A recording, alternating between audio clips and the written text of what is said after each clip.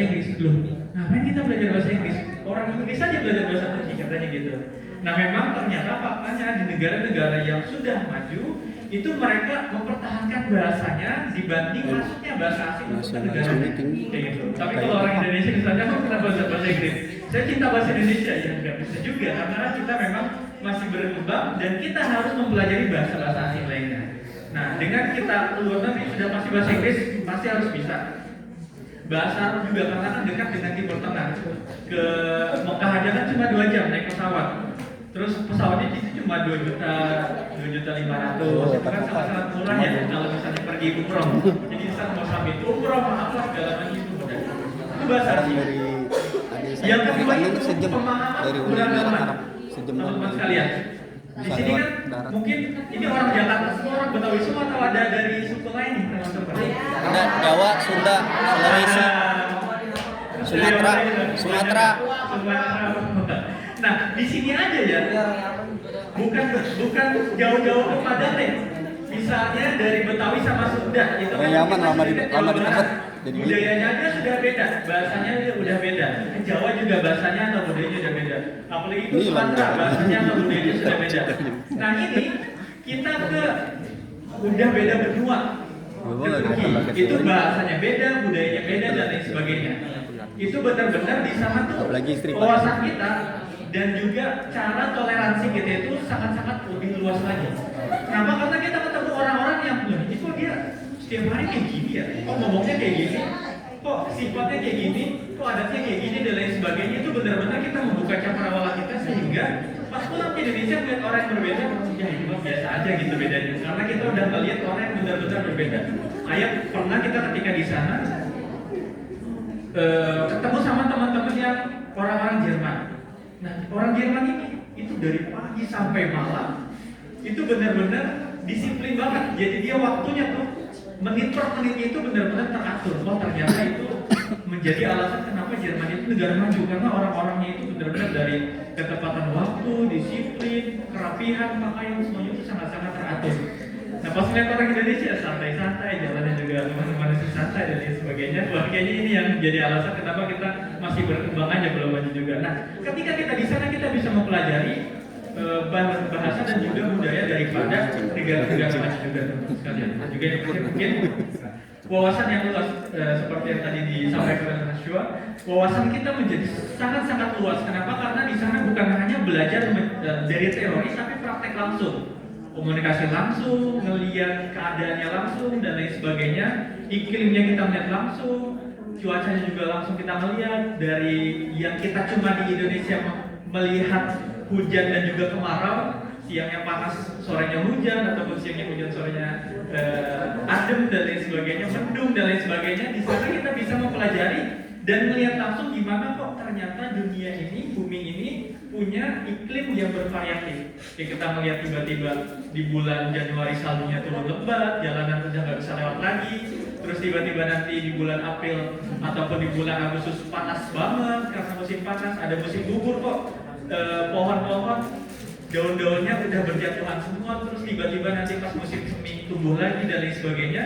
Itu pun fenomena alam selain daripada orang-orang yang bisa kita pelajari dan juga kita belajar di mereka, alamnya juga kita bisa belajar. Intinya wawasan kita luas itu bukan hanya luas dari segi teori aja, tapi praktek langsung di sana.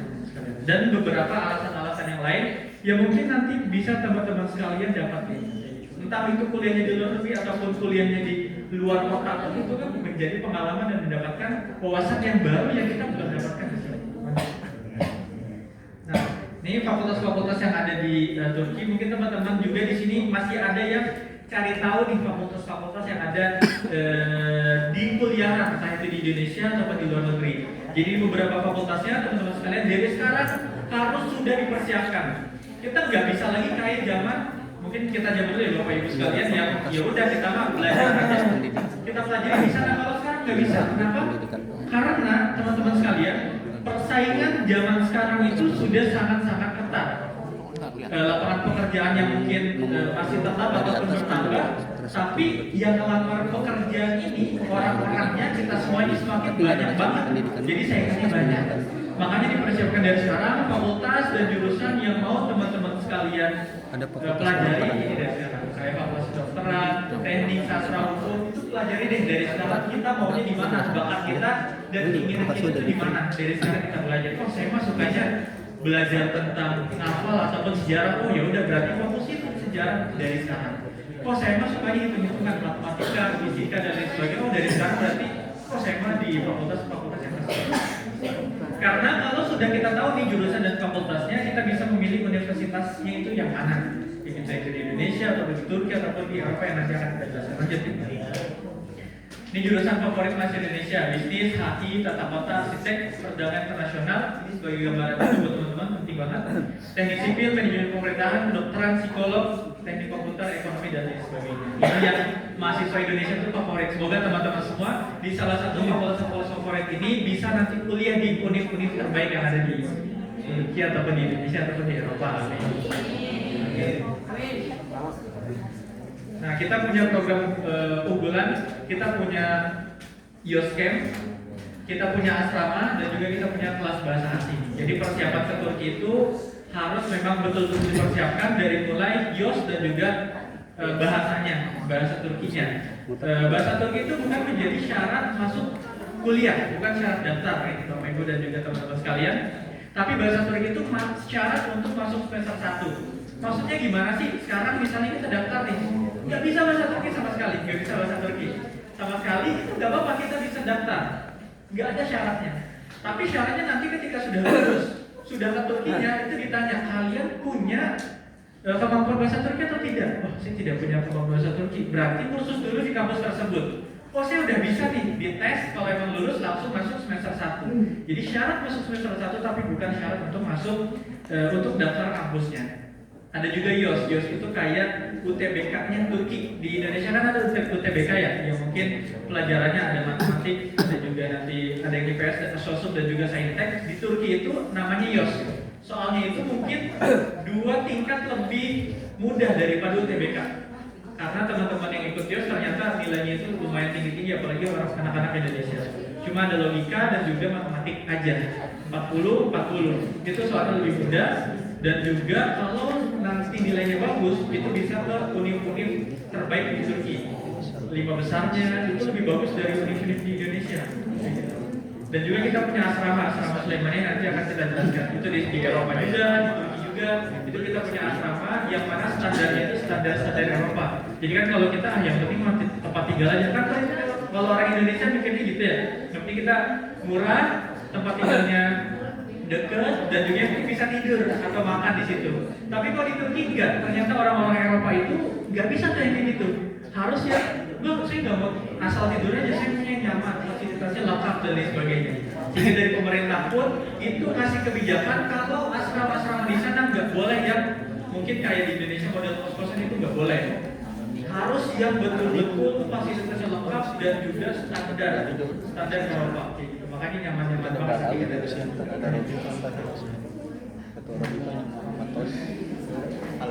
Nah ini ada Turki, Jerman, Prancis, Italia dan juga Belanda. Yang kita punya. Ini ada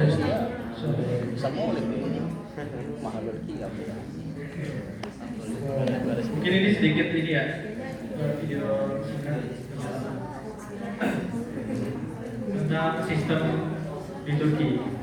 Jadi di sana kan 2 benua Eropa dan juga benua Asia. Jadi di sana bukan hanya Asia aja, bukan hanya Eropa aja, 2 benua tuh. Sarapan di Asia, makan siang di Eropa, atau sebaliknya bisa tuh karena cuman dilalui oleh selat. Atau kalau di Indonesia ibaratnya Suramadu tuh, itu cuma berapa menit aja. Bisa lewat jalur darat, jalur tol, bisa lewat kapal, bisa lewat jalur bawah laut. Kita tuh pas lagi di di Indonesia bingung, ini gimana jalur bawah laut? Ternyata di sana betul-betul di bawah laut nih, di bawahnya itu ada jalur buat kereta cepat gitu. Itu lewat situ. Itu dari Asia ke Eropa. Juga fasilitas di sananya, terus juga laboratoriumnya, perpustakaan itu luar biasa. Perpus di sana itu buka 24 jam. Jadi teman-teman nggak usah kaget ketika di sana tuh jam 11 malam, jam 2 malam itu rame, perpus rame banget. Karena 24 jam mereka untuk pendidikan. Di sini juga rame ya. Tapi nggak pada tidur, maksudnya nggak pada game, nggak pada tidur, benar-benar belajar. Yang penting rame. Pokoknya Nah ini beberapa alumni Turki yang ada di Indonesia, kita lanjut saja. Ini dari beberapa pelajaran yang sudah kita berangkatkan. Ada variatif banget, ada yang psikolog, kedokteran, teknik, bisnis dan lain sebagainya. Ini sekolah-sekolahnya juga variatif. Ada yang dari, kalau ini berarti MA ya? MA. MA ya? Iya. Ada yang MA, ada yang pondok pesantren, ada yang SMA, SMK dan lain sebagainya. Nah ini ada sedikit yang mau kita jelasin aja singkat. Pertama, pendidikan berkualitas internasional. Jadi di Turki itu menggunakan kurikulum namanya kurikulum Bologna proses. Bologna ada yang tahu nggak? Bologna itu di kota mana? Italia. Nama klub ini ya, nama klub ya. Klub bola. Nama klub Bologna. Nah itu kota Italia itu nama Namanya kurikulum yang digunakan di seluruh negara-negara yang tergabung dengan Uni Eropa namanya. Kalau di Indonesia kan kita menggunakan kurikulum ini ya, Merdeka ya, sekarang Merdeka. Itu kan kalau teman-teman sekarang sekolah di sini mau pindah misalnya ke Papua, itu kan kurikulumnya sama, jadi nggak perlu lagi ada beda ijazah dan lain sebagainya. Di Turki itu kurikulumnya bukan sama senegara aja, tapi samanya itu se-Uni Eropa. Misalnya mau pindah kuliah ke Eropa, ataupun mau S2, mau kerja dan lain sebagainya itu ijazahnya itu udah sama. Jadi apa sih bagusnya kita punya dua ijazah ibaratnya. Pertama ijazah Eropa yang bisa kita gunakan langsung di negara Eropa. Yang kedua ijazah Indonesia karena nanti sebelum pulang ke Indonesia ikut penyetaraan dulu. Nah di Indonesia nanti disetarakan sehingga kita punya ijazah setara S1 di Indonesia. Jadi punya dua ijazah, kesempatan untuk lanjut kuliahnya atau bekerjanya itu lebih luas. Itu aja Pak. Terus alamnya juga mempesona, sejarahnya juga. Teman-teman ada yang tahu ini apa namanya? Sultan Muhammad Al-Fatih. Tahu, Sultan Mehmed II. Nah di sana bukan hanya belajar sejarahnya aja, tapi di sana napak tilas langsung. Jadi ada tuh satu bangunan. Ini jalan yang dilalui oleh Sultan Muhammad Al-Fatih dan tentaranya. Terus juga ini makamnya, ini apa? Benar-benar belajar sejarahnya udah. Sekarang jadi Istanbul. Kayak benteng Konstantinopel ada yang tahu? Ya, Istanbul. Oh, yang Istanbul. Nah itu masih ada tuh bekas-bekas daripada pertumbuhannya. Itu benar-benar kita kalau Sudah dapat sejarah sejarah. Islam itu di sana dapat semua. Lanjut. Nah ini univ-univ yang kita daftarkan. Biasanya ini cuma kita ada 20 sampai 40 pilihan univ negeri. Kita hanya mendaftarkan negeri aja yang ada di Turki. Istanbul. Nah ini contoh apa namanya? Contoh gambaran kalau misalnya tempat tinggalnya di asrama. Nah, kita punya apa namanya Univ Istanbul. Ini asramanya jaraknya itu ada yang 12 menit, ada yang cuma 10 menit naik kendaraan atau cuma jalan kaki juga bisa. Jadi kita di setiap univ negeri yang ada di Turki itu kita punya asrama. Nah jadi mobilitasnya itu lebih gampang aja dan di sana kan apa-apa jalan kaki. Kalau di Indonesia kan kita mungkin Indomaret aja naik motor ya, males banget jalan kaki kan 200 meter, panas soalnya di Indonesia. Nah kalau di sana kita jalan kaki 30 menit aja itu kayak lebih enak aja daripada naik kendaraan. Karena pertama lingkungannya juga masih asri, terus juga masih bersih udaranya, jalan juga masih bersih dan juga udaranya dingin dan juga tidak panas. Jadinya enak kemana-mana itu jalan kaki. Sehat di sana tuh. Makanannya juga di sana kan nggak boleh becin ya. Di sana dilarang sama pemerintah. Ini gambarnya.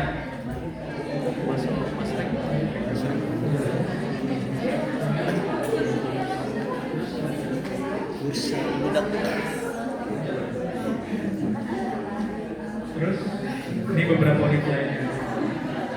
Kita tanya jawab aja ya kalau teman-teman ada yang mau bingung. Nah di sini ada beberapa program, ada Erasmus. Erasmus itu karena belajar. Jadi kalau di Indonesia kan kalau teman-teman pernah dengar ada namanya pertukaran pelajar ke Eropa. Itu saingannya kan se-Indonesia tuh. Kalau di sana saingannya itu karena kuotanya banyak, itu saingannya cuma satu jurusan aja. Paling saingannya 30-50 orang. Dan rata-rata orang Turki itu nggak mau jalan-jalan, jarang yang mau.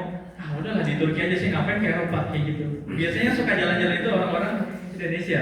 Kita cuma lengkapin administrasi aja.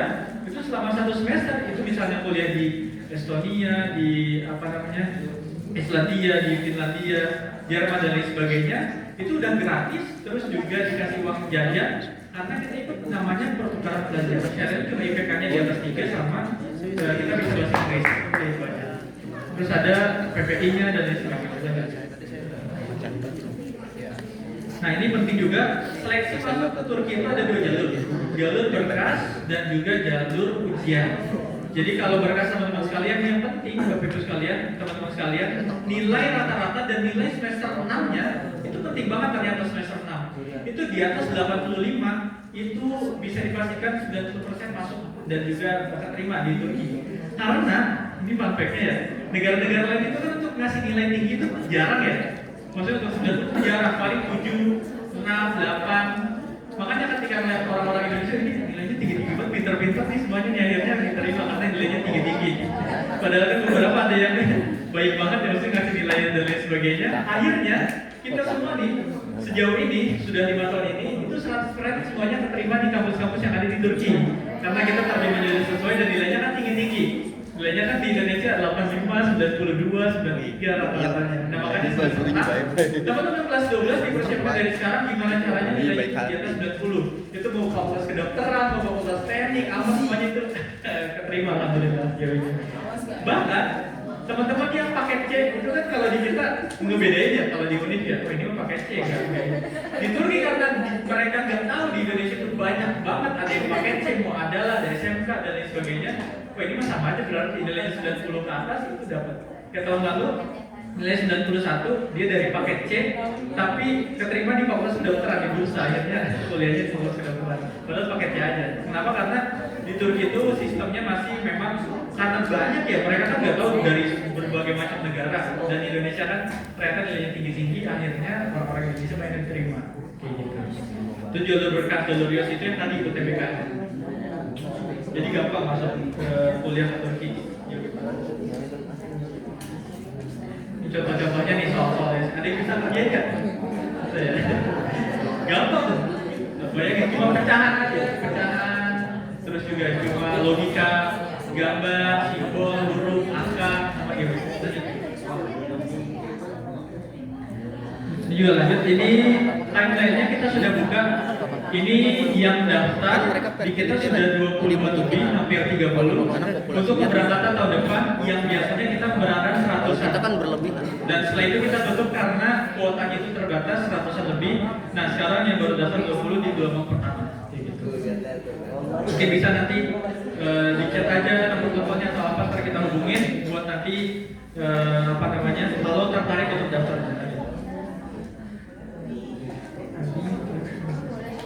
Lanjut, ini yang pertama ini adalah registrasi lanjut sampai pertama.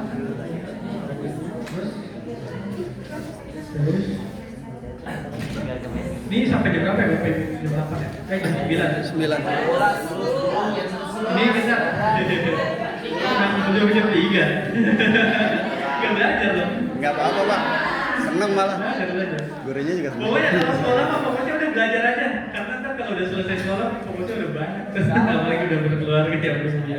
Kalau sekolah mah udah fokusnya ini bener nih, ini mungkin nasihat orang-orang yang sudah selesai apa namanya sekolahnya, udah fokusnya belajar aja. Karena udah kalau anak-anak kalau siswa tuh masalah utamanya di situ aja paling pelajaran. Karena kalau udah enggak itu masalahnya udah anak udah apa.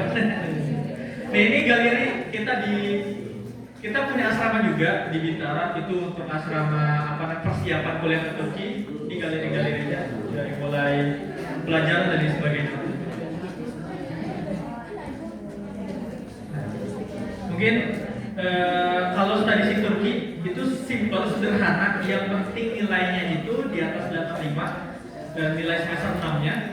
Karena transkrip juga itu nggak terlalu berpengaruh, yang penting nilai semester 6 atau ujian JOS minimal skornya itu 250. Biasanya ujiannya diadakan di Unpam ataupun UIN Jakarta atau UI, itu biasanya di situ.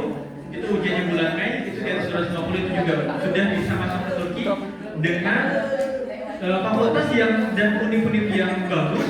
Dan juga yang paling penting teman-teman sekalian, mungkin ini pelajaran juga buat teman-teman sekalian, di sana biaya semesternya itu dibagi 3. Itu cuma ada per semester aja, nggak ada uang gedung, nggak ada uang apalah dan lain sebagainya, nggak ada. Cuma uang semester aja per 6 bulan sekali. Berapa sih? Kalau dibagi tiga, sosial humaniora, saintek, dan juga kedokteran.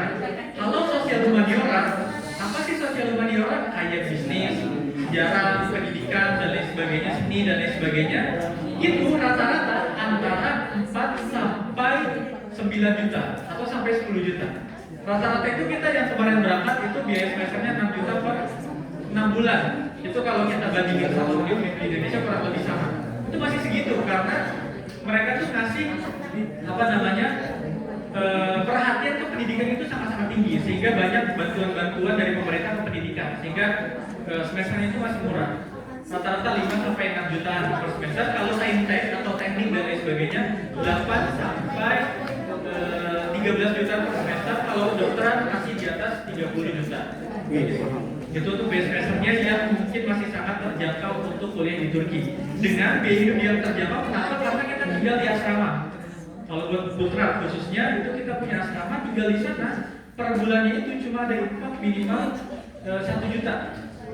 1 juta per bulan. Itu kan itu sudah sama makan 3 kali sehari, laundry, cuci dan lain sebagainya semuanya itu kayak gitu. Itu kan mungkin sangat-sangat murah ya dengan asrama yang nanti akan kita tunjukkan fasilitas-fasilitasnya.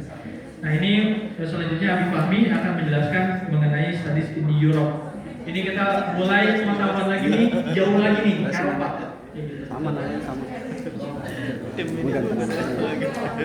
Kalau udah punya buntut dulu. Tadi kan punya tahu. Ketua Yayasan Dr. Habib Umar Abbas Al-Haddad, yang terhormat Kepala Sekolah Ustazah Hasanah MPD, Wakil Kurikulum Pak Royali, Pak Royali SPD, dan untuk kesiswaan Raya Diabi. Kan katanya kan belakang Raya Diabi. Izinkan saya untuk sedikit menjelaskan tentang studi Fatima Abel. Tadi di awal tadi sudah menjelaskan tentang studi psikologi. Kita tahu bahwa Turki memang merupakan tempat yang bagus sekali untuk studi. Nah di sini lebih jauh lagi studi di Europe. Jadi masih satu kawasan di Eropa. Tapi mungkin mindset kita pertama kali ketika mendengar Eropa itu bagaimana teman-teman? Adik-adik, ketika mendengar Eropa itu bagaimana? Ya? Jauh. Terus yang kedua, biaya hidupnya mahal kan ya? Kita pikirkan dulu. Biaya hidupnya mahal. Kemudian apa lagi? Teknologinya maju ya? Teknologinya maju. Kemudian di samping di satu sisi positif, satu sisi Islamnya sedikit ya di sana. Ya. Jadi kita setelah saya ngobrol dengan banyak guru-guru, kami mendapat kesimpulan bahwa adanya kekhawatiran dari wali santri, dan guru-guru juga bahwasannya Eropa itu kehidupannya bebas, tidak teratur, jadi bebas dalam artian jauh dari nilai Islam seperti yang ini kita bayangkan. Tapi sebetulnya tenang saja, jangan khawatir. Seberapa rusaknya di luar pun kita ada asrama tempat kita kembali, tempat kita di mana ketika di luar sana ada hal yang diganti, di asrama itu dibersihkan lagi. Jadi itu merupakan salah satu sisi positif yang kita miliki. Dan saya sempat ngobrol dengan wali santri yang anaknya itu akan pergi ke Jerman, bahwa begini yang beliau sampaikan itu. Jadi ketika dulu itu tahun 70-an itu kita, kakek-kakek kita ya, yang dulu mereka kumpul sama saja sudah bisa jadi PNS, sudah bisa kerja dengan mudah, sudah bisa hidup layak, sudah bisa beli tanah, punya rumah seperti itu.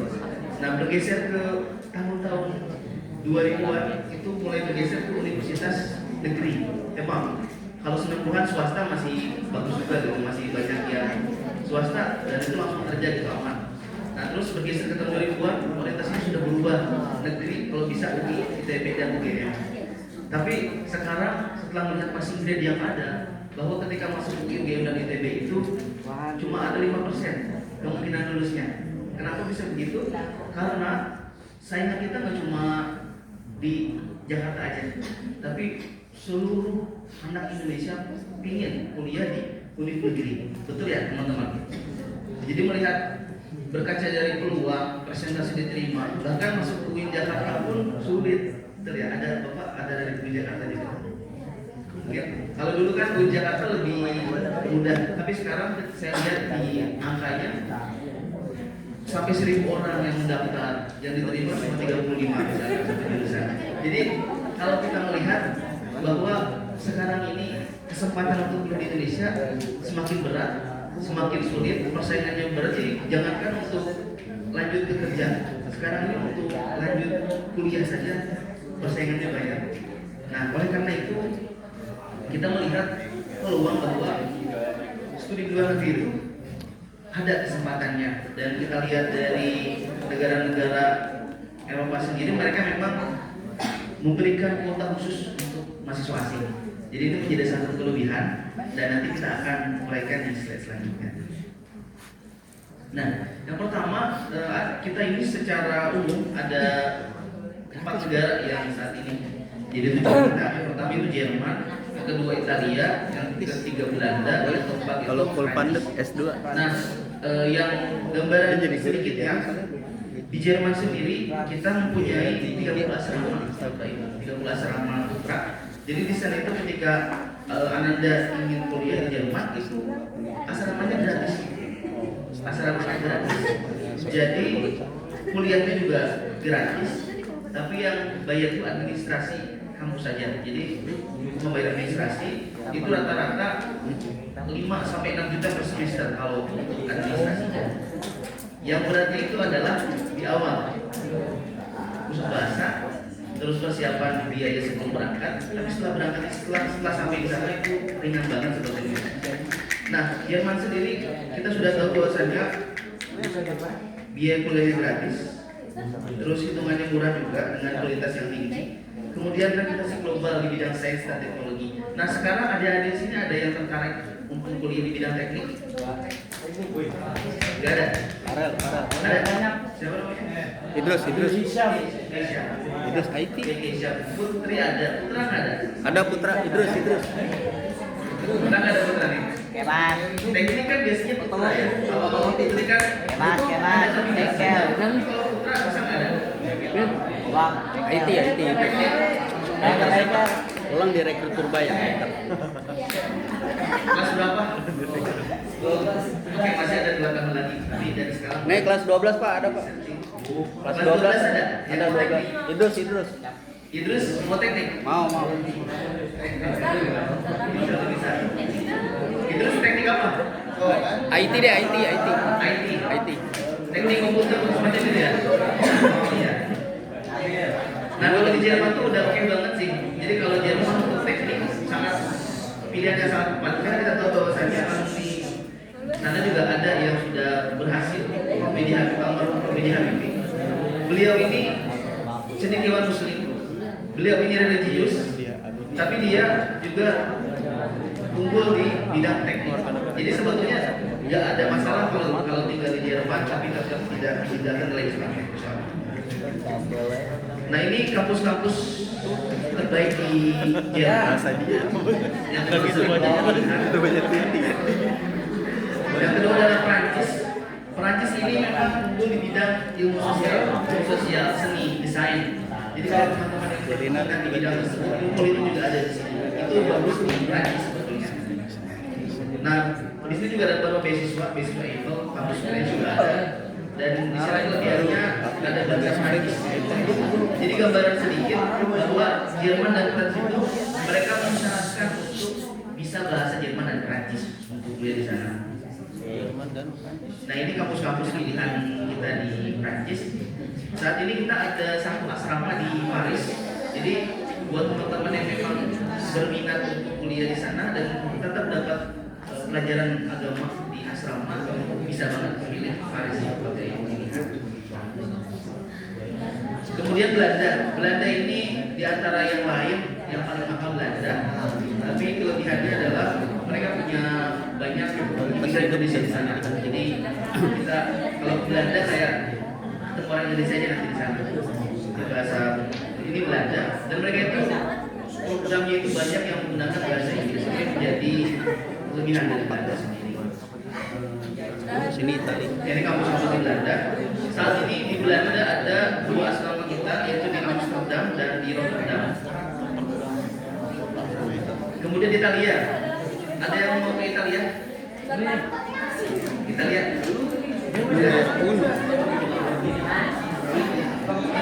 Oke. Nah, Italia sendiri termasuk yang paling mudah untuk digapai. Tapi saat ini asrama kita baru dua saja. Italia juga bisa menjadi opsi selanjutnya. Ini kamu sama pilihan Italia.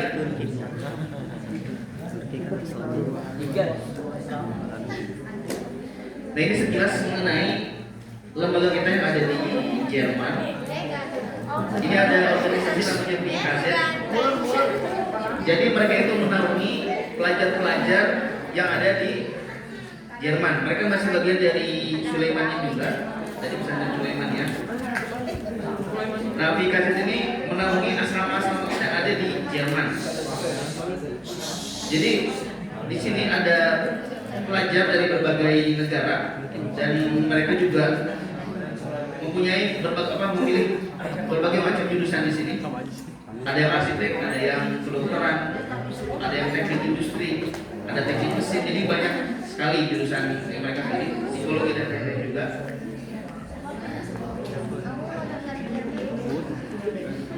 Nah, ini salah satu dari pelajar kita yang ada di sana. Ini kan ada informatika juga ada.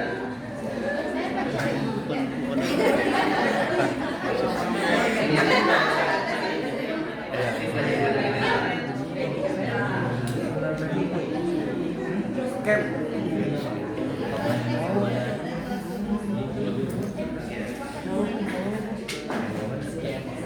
Itu sekilas mengenai Jerman ya. Nah, kemudian di Jerman sendiri kita akan mencoba mengenal beberapa kampus yang ada di Jerman. Nah, teman-teman, di sini ada Frankfurt. Frankfurt ini merupakan kota yang memang di situ asrama kita.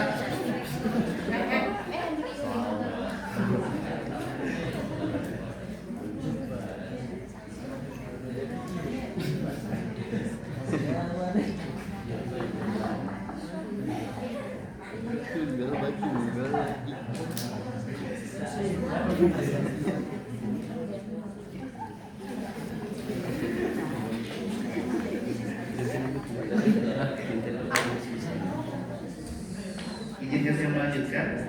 Jadi yang selanjutnya adalah pengenalan mengenai kampus-kampus yang ada di Jerman. Nah, di Jerman itu ada kota namanya Cologne atau kota Cologne.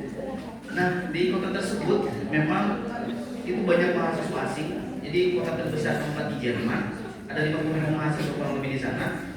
Dan ini juga menjadi salah satu kampus favorit. Nah, di kota Cologne sendiri itu ada asrama kita, asrama mahasiswa PIKZ Cologne. Nah, di sana itu kira-kira kalau naik sepeda 20 menit, kalau naik bis 18 menit. Nah, sekilas info saja di situ merupakan asrama yang terbesar yang ada di Jerman, teman-teman. Jadi bisa menampung kurang lebih 100 mahasiswa di sana. Kemudian lebih lanjut lagi ada Universitas Teknologi Nuremberg. Itu salah satu kampus baru 2021, tapi secara risetnya mereka unggul. Kemudian mereka juga langsung menempati posisi yang memang bagus di Jerman. Itu juga ada asrama kita kurang lebih di sana 20 menit dengan menggunakan sepeda. Jadi teman-teman kalau di sana itu nggak usah pakai motor ya, cukup pakai sepeda dan bisa kan sepeda. Nah, kemudian ada lagi Universitas Teknik Berlin, itu kampus favorit juga yang ada di kota Berlin. Tapi sekilas itu saja, Berlin itu merupakan kota yang mana dia gaya hidup tinggi. Jadi Berlin bagus, tapi biayanya juga besar. Nah, di sana juga ada asrama kita. Ini merupakan kampus tertua di salah satu kampus favoritnya.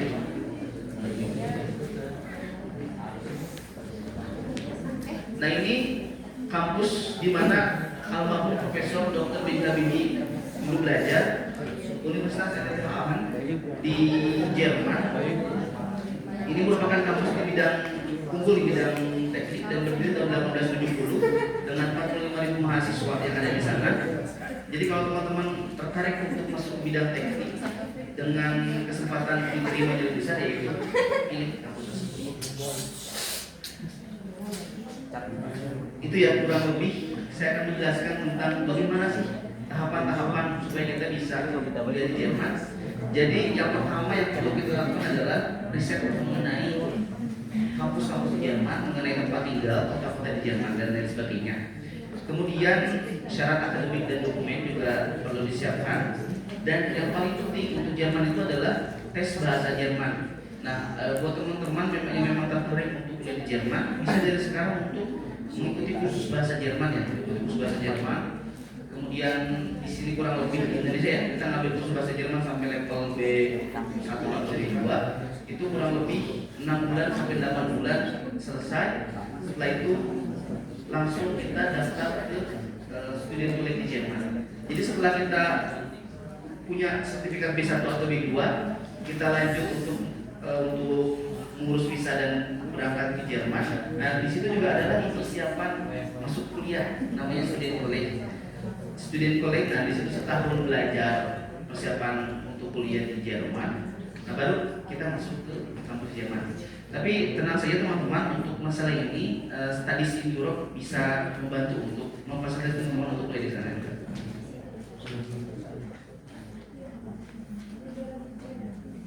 Oke, itu saja mungkin dari saya. Terlalu panjang. Terima kasih. Coba asrama ya. Oh iya, lebih lanjut lagi terkait dengan asrama.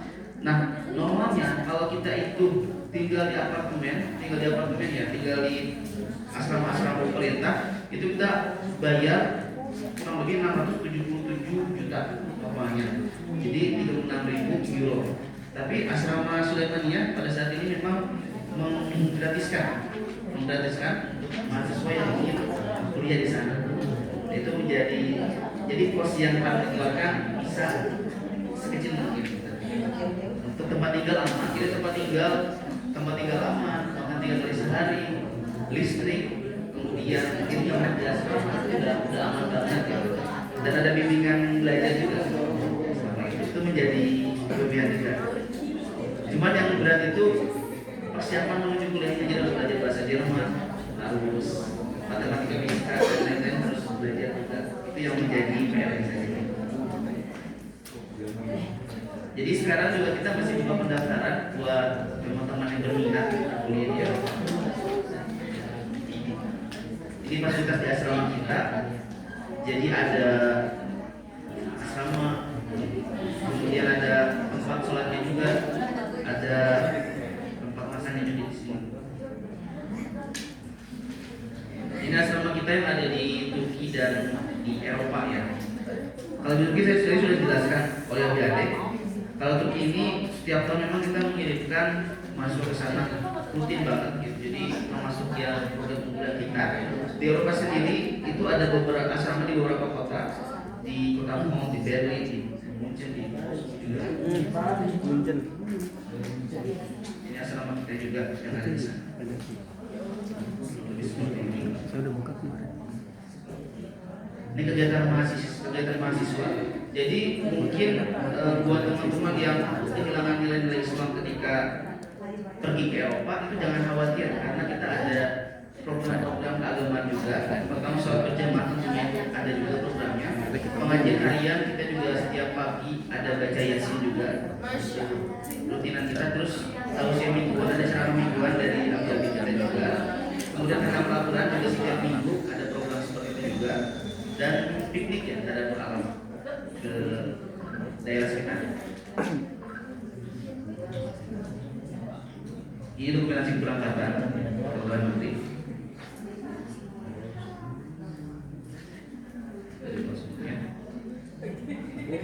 Ini kedatangan luar negeri.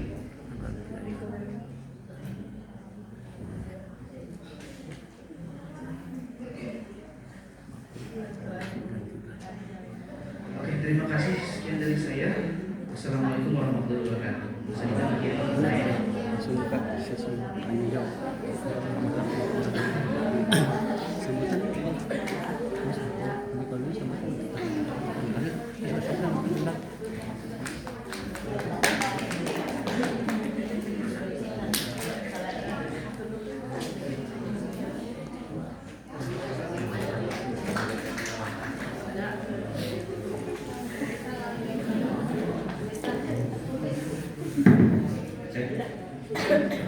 Terima kasih Pak Dwi Abdillah Hadi. Ada yang bilang Hadi. Jadi Bib, kalau di Turki Hadi itu kakak. Jadi sebutnya terakhir. Jadi ada yang nama Hadi. Kalau Hadi di sini kan ayahnya bapak. Terus teman-teman sekalian, sebelum sesi tanya jawab, mungkin sekadar sambutan sepatah dua patah kata dari kita di mana Alwi bin Hasan bin Smith. Mungkin itu dulu, baru setelah itu ada sesi tanya jawab. Pada beliau kami pesan. Salam Muhammad. Assalamualaikum warahmatullahi wabarakatuh. Bismillah, alhamdulillah, wassalatu wassalamu ala rasulillah Sayyidina Muhammad bin Abdullah wa ala alihi wa sahbihi wa man wala. Asyhadu an la ilaha illallah wahdahu la syarika lah wa asyhadu anna sayyidina Muhammadan abduhu wa rasuluh la nabiyya ba'dah. Allahumma salli wa sallim wa barik wa karrim azim ala sayyidina maulana Muhammad wa ala alihi at-tayyibin at-tahirin wa ashabihi wa ridwanin wa man tabi'ahum bi ihsanin ila yaumin amma ba'd. Alhamdulillah, pada pagi hari ini kita dapat berkumpul bersilaturahim bersama siswa-siswi daripada Madrasah Aliyah Jamiat Khair, langsung secara spesial bersama kawan-kawan dari Hisar Global Edukasi. Saya mohon maaf, siapa? Fahmi dan juga Bang Ade yang datang terlambat, mungkin sudah mulai di awal pukul 8 tadi. Saya juga tadi ditelepon oleh Dr. Umar selaku Ketua Umum Yayasan Jamiat Khair.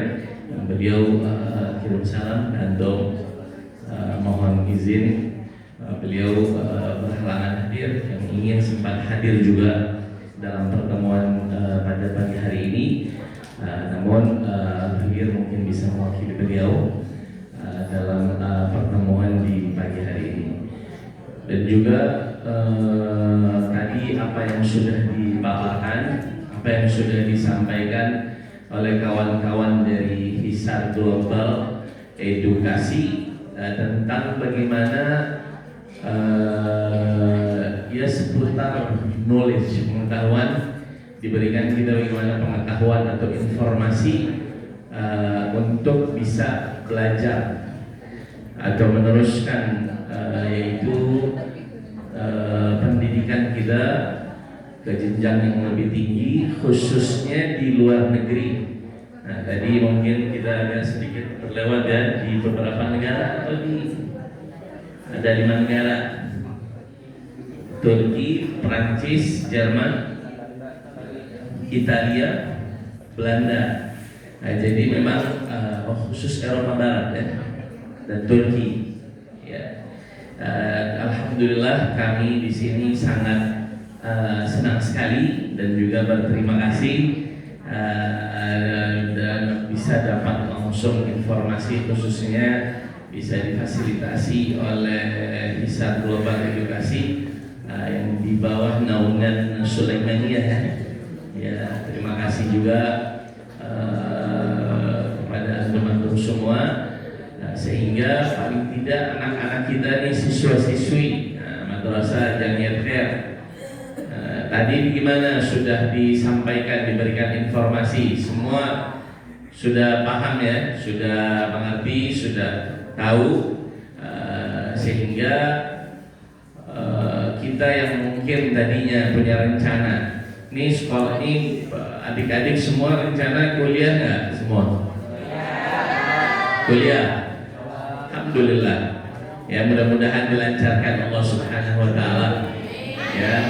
Pada prinsipnya kuliah di mana saja, mau itu S1, S2, S3, prinsipnya kuliah di mana saja itu sama ya, itu itu sama.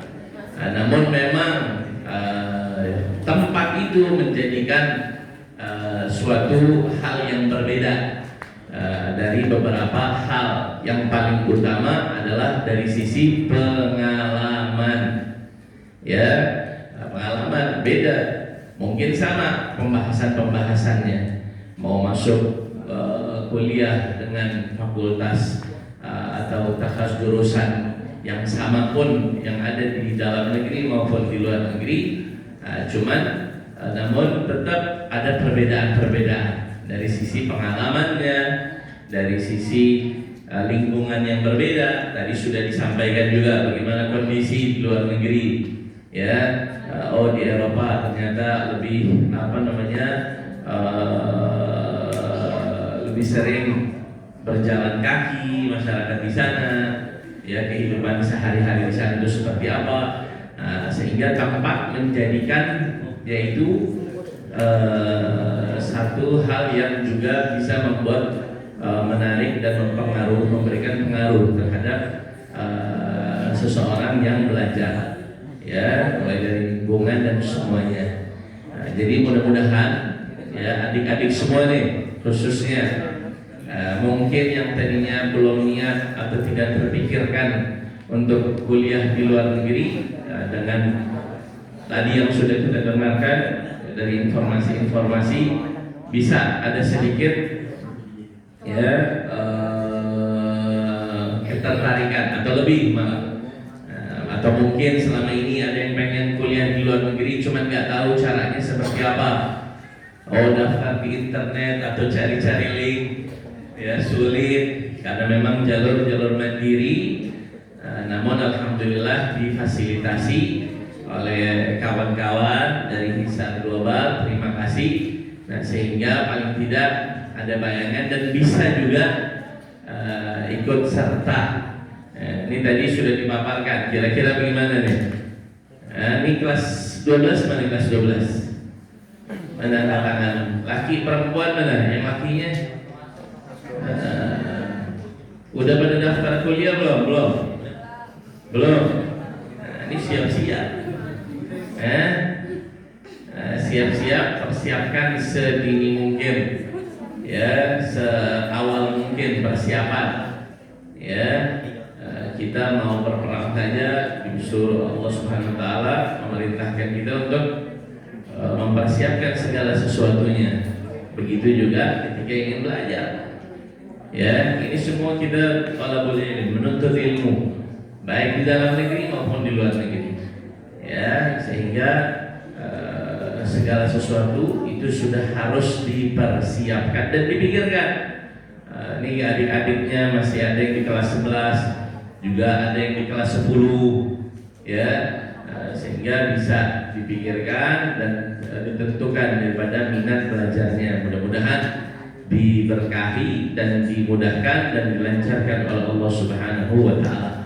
Terakhir, saya memberikan apresiasi, penghargaan, penghormatan kepada kawan-kawan, ya, dari Hisab Global. Sekali lagi terima kasih sudah dapat bersilaturahim, membagi informasi, membagi ilmu.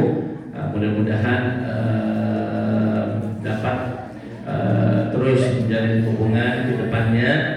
Syukur-syukur dari anak-anak peserta didik kita dari Jamiat Khair juga bisa lolos untuk bisa mengambil yaitu daripada beasiswa atau pendidikan yang ditawarkan dari kawan-kawan.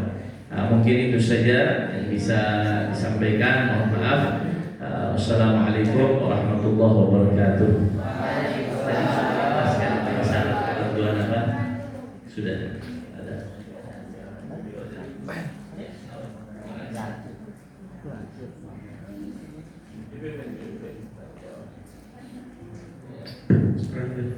Kalau teman-teman ada yang nanya kan?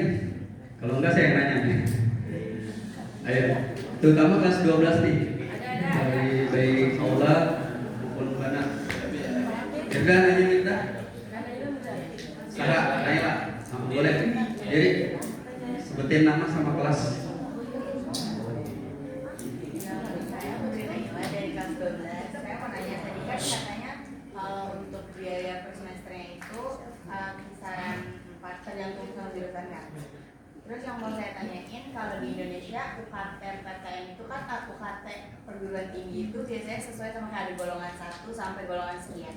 Kalau di sana itu UKT-nya itu berdasarkan apa? Berdasarkan jurusan, prodi, atau antara kampus itu beda-beda? Makasih.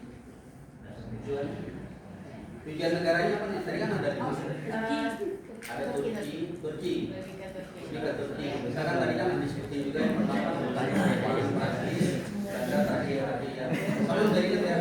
Tadi Pak Ade ini berdiri Turki dulu, kemudian Jerman, kalau Jerman itu kerja Prancis, dan keempat Belanda, terakhir baru Italia.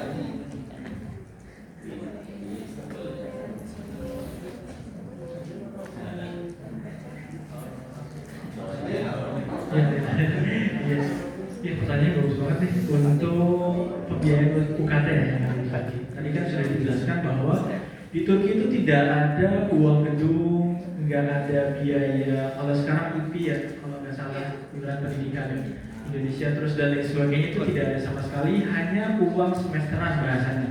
Uang semesteran yang kita bayar per 6 bulan sekali, dan itu sudah termasuk kayak labnya juga sudah termasuk, praktek dan lain sebagainya. Nah, untuk pembagian UKT apakah sama dengan di Indonesia? Kalau di Indonesia kita ketahui ada golongan kayak golongan 1, 2, 3, ada yang 1 juta, ada yang 2 juta dan lain sebagainya, tergantung dari pendapatan orang tuanya masing-masing.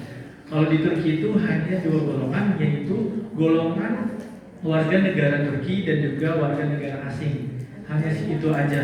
Nah, bedanya biasanya 2 kali lipatnya.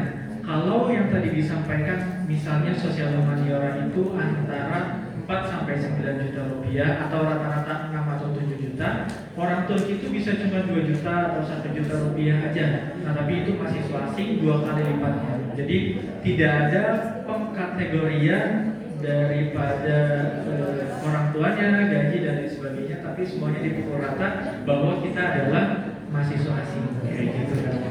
Paham cara ya? Jadi teman-teman biar disimak kayak 2 kategori aja. Kalau memang warga negara asli Turkinya antara aktivitas dan kita. Tadi paling murah ya, sosial humaniora itu paling murah antara lain fakultas pendidikan. Kemudian kedua tadi yang dijelaskan sama bapak-bapak ini Pak Ade dan Pak Fahmi ini yaitu teknik. Yang terakhir ketiga yang pendidik itu kedokteran. Ada lagi? Itu baru dari mana tuh? Aulat ada pertanyaan? Ayo, kelas 12 white grade, ayo selangkah lagi kalian ke PTN. Siapa Pak? Sahab? Ejar? Ejar? Masih punya prepare 1 tahun nih Ejar. Menyebarkan ajaran guru. Ya, nggak apa-apa. Mau tanya, tadi sudah disampaikan, ya. Atau mau tanya tentang bagaimana kehidupan di sana? Karena ini kakak-kakak di depan juga mereka, alhamdulillah juga lulusan, ya, alumni daripada universitas yang di luar negeri, khususnya Turki. Nah, jadi tanya semuanya tentang bagaimana asramanya, bagaimana kehidupan di sana, bagaimana kampusnya. Nggak masalah, silakan. Yang aulad mana yang aulad? Nah, iya. Jadi ya sebentar, mohon maaf. Sebelum saya lupa. Tadi sudah disampaikan oleh kakak-kakak di depan bagaimana di sana ada dibuka jurusan fakultas teknik, fakultas-fakultas yang kaitannya umum lah.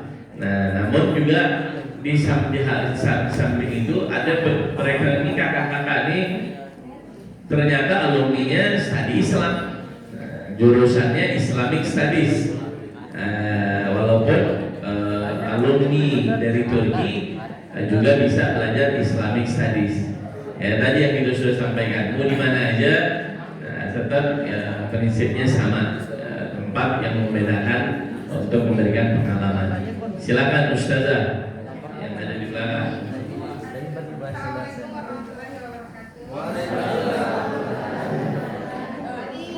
Penjelasannya kan cuma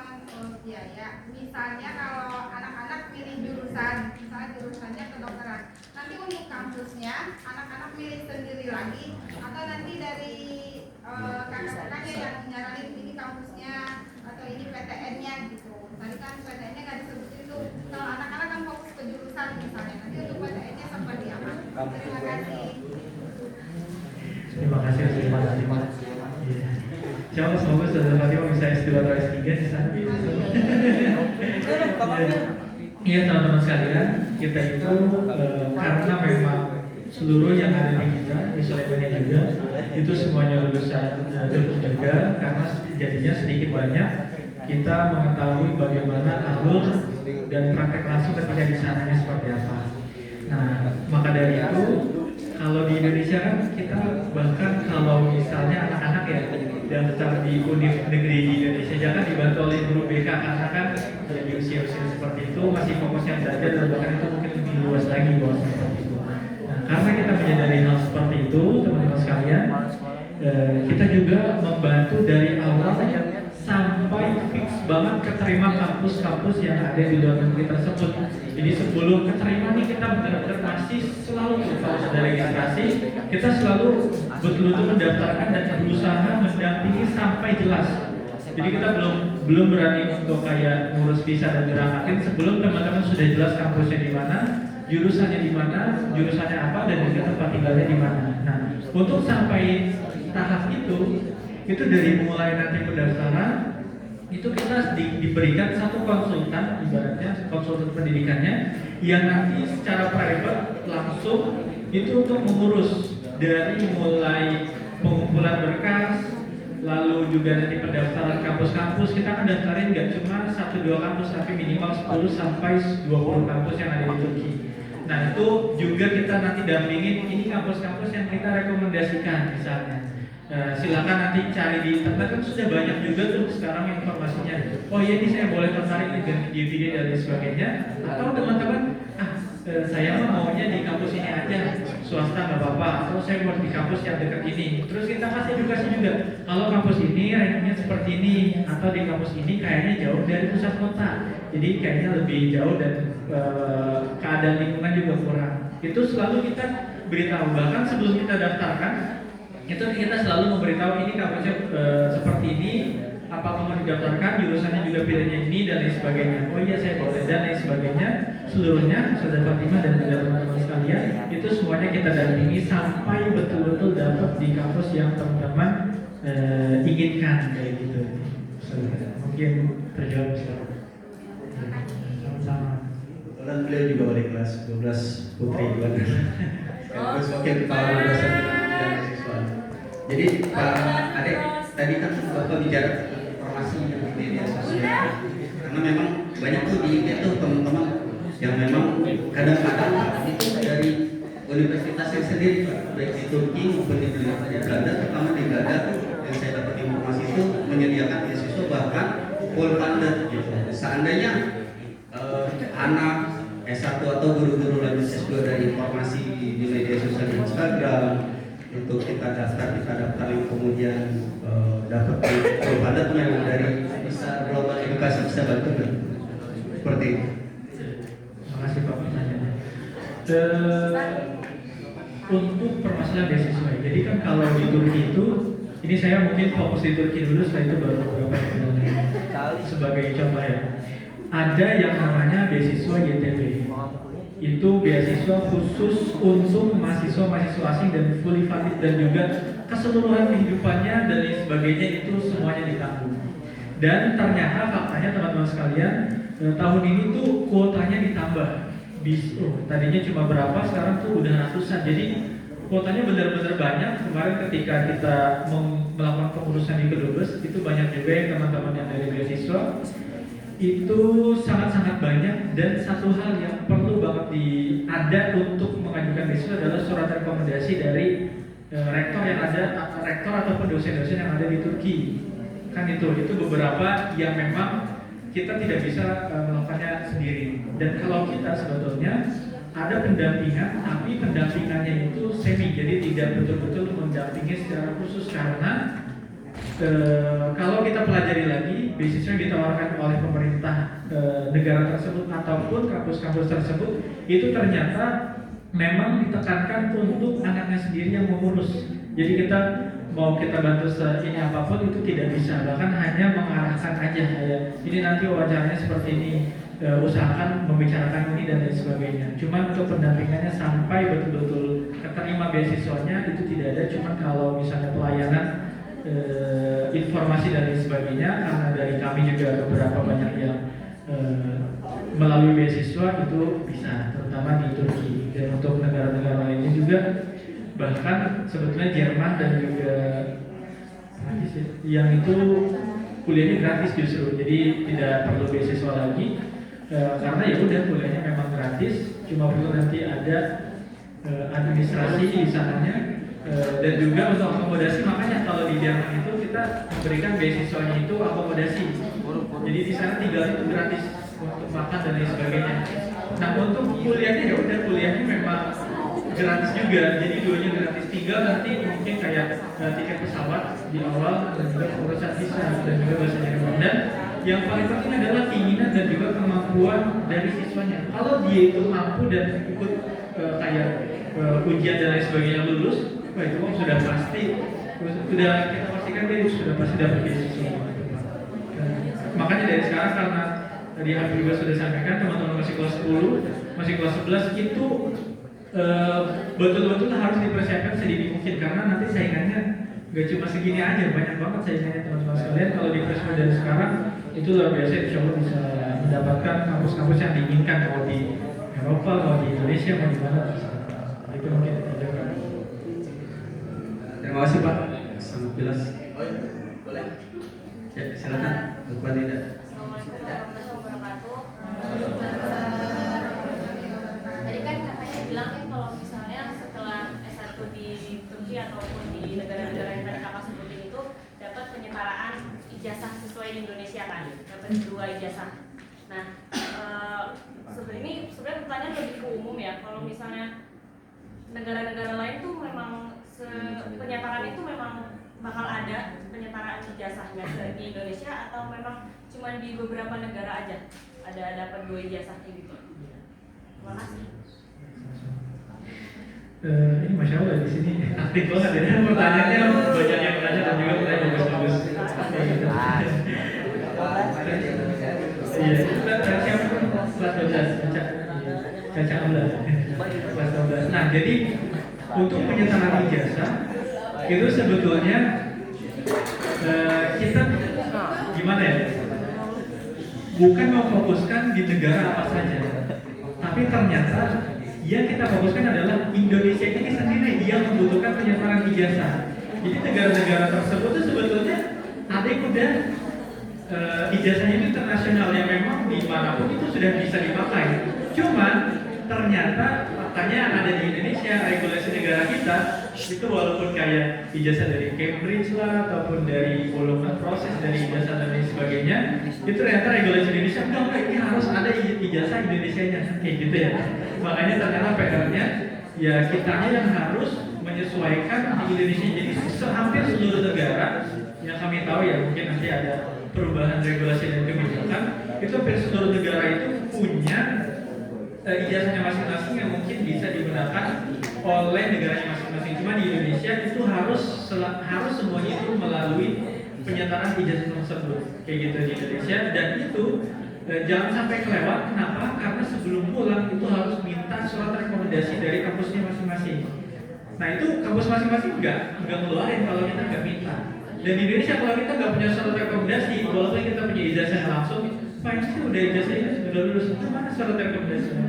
Nah itu makanya kita selalu mengingatkan ke teman-teman yang mau lulus juga untuk ke kampusnya bagian akademik minta surat rekomendasi yang nanti dibawa ke Kemendikbud, Kemenristek di Indonesia. Setelah itu nanti akan disetarakan ijazahnya bahwa ini juga setara dengan ijazah strata 1 yang ada di Indonesia. Lebih kayak gitu. Misalnya. Clear aja. Ternyata itu regulasi di sini Pak ya. Jangan kayak Caca mesti ke sana, balik kembali jadi Mendikbudristek, rubah regulasinya. Soalnya agak aneh Pak ya, cuma Indonesia doang. Ada yang lainnya? Kelas 10, 11 boleh kok, karena kalian punya prepare yang lebih banyak. 1 tahun, 2 tahun prepare-nya. Kelas 10 Alvin, Fit, ya, padahal banyak. Idas, Ayo, kelas 12. Yang lainnya sih. Kalau enggak sedikit Pak boleh Pak ya dari saya. Saya kebetulan wali kelas 10. Tadi Bapak udah bicara kaitannya dengan LPDP Pak gimana? Karena saya dengar kan kuota LPDP bukan Bapak kerjasama dengan itu. Kebetulan Pak, semalam sudah saya ngobrol dengan Pak LPDP dan beliau tidak boleh seperti kita. Yang anak itu pergi ke Jerman. Ya, jadi setelah saya ngobrol dengan beliau dan beliau juga bicara dengan baik sama LPDP. Memang untuk saat ini LPDP lebih kepada G2G dan B2B, jadi hubungannya antar pemerintah dan pemerintah dan antar lembaga gitu yang di bawah pemerintah gitu. Jadi sekarang seperti itu dan sedangkan di sini swasta. Jadi karena kita swasta, mungkin kalau hubungan secara langsung saat ini belum ada. Cuma kalau misalkan kita ada yang dapat LPDP S1 yang S1 dan mereka itu ingin tinggal di asrama kita sambil tinggal di asrama kita itu boleh banget. Kita bisa bantu. Jadi kita bukan bantu ke dapat lihat asramanya, mudah asrama kita bisa bantu. Iya, beasiswa dapat ini tidak. Mungkin sebelum ditutup terakhir kali ya, Bunur sampai jam berapa? Sampai jam baik ya. Sebelum nanti anak-anak kembali ke kelas masing-masing, mungkin saya terlewatkan atau mungkin belum disampaikan oleh Ebi atau Abi ya. Terakhir aja buat kita, buat semua, mungkin ya udah terbayang, oh mau kuliah di sini, oh mau kuliah di sini dan di sini dan sebagainya. Nah, cuman caranya, jadi pertanyaannya lebih ke teknis, ya. Saya sudah siap nih, saya sudah siap, saya harus bagaimana? Nah, jadi lebih ke teknis. Tadi mungkin sudah dipaparkan ada syarat ketentuan, apakah termasuk ada hafalan Qurannya kah? Karena kaitannya kan ke Sulaimaniyah. Saya sudah siap nih, saya harus bagaimana? Saya harus persiapkan hafalan, saya harus datang ke tempat andong misalnya, saya daftar, terus bagaimana prosesnya secara singkat saja. Itu yang pertama. Yang kedua, tadi sudah dijelaskan, memang di beberapa negara itu ada yang kampusnya atau universitasnya itu memang sudah dasarnya gratis. Untuk akomodasinya berarti semua negara itu apakah ada markas atau apalah Sulaimaniyah, sehingga untuk asramanya di negara manapun tetap asrama dari Sulaimaniyah ada atau seperti apa? Silakan boleh disampaikan. Terima kasih. Secara singkat aja teman-teman, sederhana, semoga bisa dipahami. Tadi kan teman-teman sudah nyatet mohon diperhatikan ya, mohon diperhatikan. Sudah nyatet nama dan nomor telepon ya di kertas yang kita bagikan. Belum. Nah, nanti izin teman-teman Dicatat, silakan dicatat. yang belum nanti mungkin.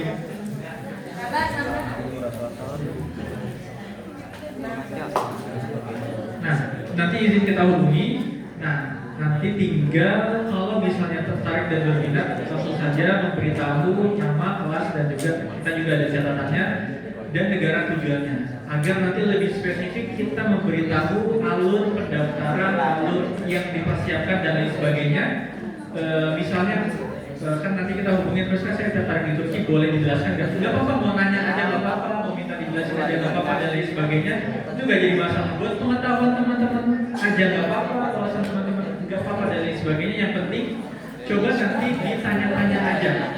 Nah, setelah misalnya saya mau nih, atau Abi nih saya mau kuliahnya misalnya ke Turki atau ke Jerman, coba deh jelasin dan apa yang harus dipersiapkan. Misal kalau ke Turki berarti persiapkan yang namanya berkas dan juga ujian YOS. Ujian YOS adanya di bulan Mei. Persiapkan dari sekarang itu, insya Allah pasti skornya itu di atas rata-rata dan tinggi. Kayak gitu. Nanti juga dipersiapkan, kita kasih misalnya soal-soalnya. Ini nih kamu persiapkan ini dulu aja. Oh iya, ini kayaknya saya bisa nih nanti sampai bulan Mei. Saya bisa persiapkan pendaftarannya nanti di bulan Januari, persiapan ujiannya itu. Misalnya saya nggak mau ikut ujian, maunya berkasanya, ya udah berarti kamu sekarang persiapkan bahasa sedikit-sedikit aja, tapi sama gimana caranya di semester 6 nilainya itu di atas 85 untuk melalui jalur berkas. Itu sejauh ini alhamdulillah 100% itu terima semua. Kayak gitu, seperti yang tadi mungkin dijelaskan, kayak gimana aku bisa terima dari SPP tadi sudah dijelaskan. Kalau misalnya di Jerman misalnya, oh berarti kamu harus persiapkan bahasa dulu, yang mana harus ada sertifikat sampai B1 ataupun B2 di nanti misalnya GOTE institut dan lain sebagainya. Itu juga nanti akan kita jelaskan secara terperinci, mungkin mekanisme seperti itu. Intinya teman-teman nggak apa-apa, mau tanya aja, mau cuma nanya aja, setelah itu buat pengetahuan masing-masing dan lain sebagainya. Intinya teman-teman, kalau teman-teman sudah punya keinginan dan sudah mulai bertanya, sudah ada rasa ingin bertanya, itu insya Allah kedepannya otak kita itu bakal selalu terinfluence bahwa oh ya saya mau kuliah sini, gimana caranya gitu. Tapi kalau kayaknya nggak usah deh, ya udah nanti bakal kedepannya sih kayak gitu-gitu aja. Tapi kalau sudah ada keinginan yang baik dan ada langkah-langkah, kedepannya pasti Allah SWT akan bantu dan juga memudahkan. Terus yang kedua, untuk tempat ininya, markas-markasnya, kita yang memang hampir di seluruh kota dan di seluruh universitas negeri yang ada di Turki, yang ada itu adalah di negara Turki. Itu di negara Turki, seluruh universitas negeri itu kita ada asramanya, bahkan ada yang 3, ada yang 2. Itu jalan kaki, ada yang cuma 5 menit, ada yang bersebelahan dengan kampus, ada yang naik bis 10 menit dan lain sebagainya. Itu di Turki sudah hampir seluruh kota yang ada di Turki ada. Dan yang kedua, yang hampir di seluruh kota ada juga, cuma ada sebagian yang nggak ada, itu di Jerman, di Berlin, di Aachen, di Munich, dan juga di Dortmund, di Köln dan lain sebagainya. Itu kalau di Jerman itu juga banyak banget asrama kita di Jerman. Itu yang kedua. Makanya pilihan univnya itu di Turki Jerman bebas, banyak banget pilihan univnya. Dan yang ketiga yang juga banyak adalah di Prancis, tapi cuma di Paris dan juga di Paris saja. Hanya di Paris saja, tapi itu ada beberapa asrama juga di Paris saja. Terus juga di Italia itu ada di Milan, ada di Roma, di Como, di Milan dan lain sebagainya itu ada. Nah, selain daripada Turki dan Jerman, itu ada di beberapa kota aja. Jadi pilihan kampusnya dikit kalau mau tinggalnya di asrama. Tapi kalau untuk Turki dan Jerman itu hampir seluruh kota. Saya mau di Univ ini itu ada, di Univ ini ada dan sebagainya. Kecuali mungkin Univ yang agak dekat timur tengahnya, ada dekat Suriah dan sebagainya, mungkin sedikit gitu ke asrama. Jadi semoga membantu. Terima kasih Adik Gunawan Abi. Yang cukup ya benar ya. Sudah 9:14. Sebelum kita tutup kepada Fahmi Abdil Abi dan Adik Gunawan Abi, kita kasih applause dulu buat kalian semua.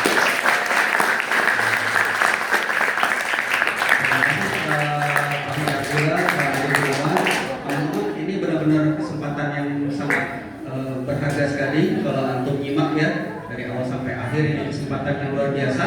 Nanti saya lihat itu tadi sudah diisi. Kalau yang masih belum merasa belum diisi absennya, tolong diisi. Itu masih berjalan di kelas 11 banget, tolong diisi. Itu sangat berharga sekali. Nanti kedua adminnya akan menghubungi kalian atau kalian sendiri langsung, ada nomor bapak di situ ya, langsung silakan. Mari sama-sama kita tutup nahtatim bil hamdalah. Alhamdulillahirabbil alamin. Subhanakallahumma wa bihamdika asyhadu an la ilaha illa anta astaghfiruka wa atubu ilaik. Allahumma bi'ik ila qawmi thariq. Assalamualaikum warahmatullahi wabarakatuh.